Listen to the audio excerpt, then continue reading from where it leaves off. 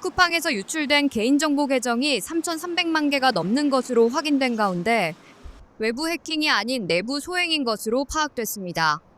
서울경찰청 사이버수사대는 지난 25일 쿠팡 측으로부터 이번 사태에 대한 고소장을 받아 개인정보 유출 사태에 대한 수사에 착수했습니다.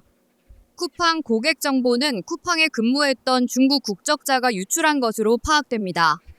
다만 이 직원이 외국 국적자인데다 이미 쿠팡에서 퇴사해 한국을 떠난 것으로 전해지면서 수사에 어려움을 겪는 게 아니냐는 우려가 나옵니다. 쿠팡 측이 경찰에 제출한 고소장에는 피고 소인이 특정되지는 않고 성명 불상자로 기재됐지만 쿠팡은 앞서 이번 정보 유출 사고가 해킹 등 외부 요인에 따른 것이 아님을 시사한 바 있습니다. 쿠팡은 지난 20일 입장문을 통해 고객 개인정보가 비인가 조회된 것으로 확인됐다며 쿠팡 시스템과 내부 네트워크망의 외부 침입 흔적은 없는 것으로 확인했다고 밝혔습니다. 쿠팡은 현재까지 고객 계정 약 3,370만 개가 유출된 것을 확인했습니다. 사실상 쿠팡 전체 계정에 맞먹을 것으로 추정됩니다. 유출 정보는 고객 이름과 이메일, 전화번호, 주소, 일부 주문 정보 등입니다. 쿠팡은 정보 침탈 시도가 이미 5개월 전인 지난 6월 24일 시작된 것으로 보고 있습니다.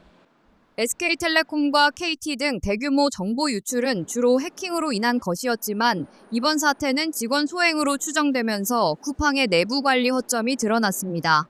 쿠팡의 이번 고객 정보 유출 규모는 지난 2011년 약 3,500만 명이 정보 유출 사태를 겪은 싸이월드 네이트 사례와 맞먹습니다.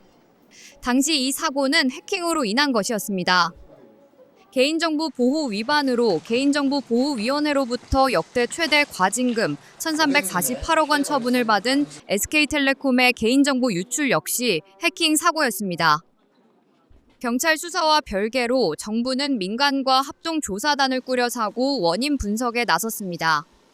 과학기술정보통신부는 쿠팡 침해 사고 및 개인정보 대규모 유출 사고와 관련해 민관합동조사단을 꾸려 사고 원인 분석 및 재발 방지 대책을 마련할 계획입니다. 또한 개인정보위는 쿠팡으로부터 이달 20일과 29일 두 차례에 걸쳐 유출 신고를 받아 조사를 진행하고 있습니다. 개인정보보호법상 안전조치 의무 위반 사항이 확인될 경우 엄정 제재한다는 방침입니다.